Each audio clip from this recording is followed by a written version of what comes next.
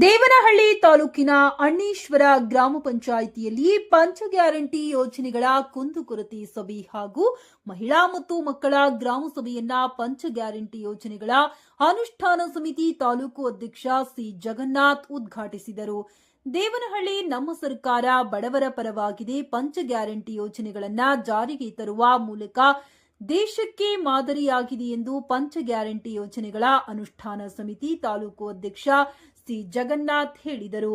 ಇದೇ ಸಂದರ್ಭದಲ್ಲಿ ಅಣ್ಣೀಶ್ವರ ಗ್ರಾಮ ಪಂಚಾಯಿತಿ ಅಧ್ಯಕ್ಷೆ ಉಮಾಜಿ, ಮುನಿರಾಜು, ಉಪಾಧ್ಯಕ್ಷ ಎನ್ ಮುನಿರಾಜಪ್ಪ, ಸದಸ್ಯರುಗಳಾದ ಎ ಚಂದ್ರಶೇಖರ್, ಎನ್ ಮಂಜುಳಾ, ವೆಂಕಟೇಶ್, ರುಕ್ಮಿಣಮ್ಮ, ಮುನಿಲಕ್ಷ್ಮಮ್ಮ, ನಾರಾಯಣಸ್ವಾಮಿ, ಅಶೋಕ್, ವೇಣುಗೋಪಾಲ್, ಮುಕುಂದ, ವಾಣಿಶ್ರೀ, ಪಂಚಾಯಿತಿ ಅಭಿವೃದ್ಧಿ ಅಧಿಕಾರಿ ಗಂಗಾರಾಜು, ಬಿಎಸ್ ಕಾರ್ಯದರ್ಶಿ ಕೃಷ್ಣಮೂರ್ತಿ, ಎಸ್ ದ್ವಿತೀಯ ದರ್ಜೆ ಲೆಕ್ಕ ಸಹಾಯಕರು ನಂದಿನಿ ಎಂ ಸೇರಿದಂತೆ ಗ್ರಾಮ ಪಂಚಾಯಿತಿಯ ಎಲ್ಲಾ ಸಿಬ್ಬಂದಿ ವರ್ಗದವರು, ಮಹಿಳೆಯರು, ಮಕ್ಕಳು ಮತ್ತು ಫಲಾನುಭವಿಗಳು, ಗ್ರಾಮಸ್ಥರು ಭಾಗಿಯಾಗಿದ್ದರು.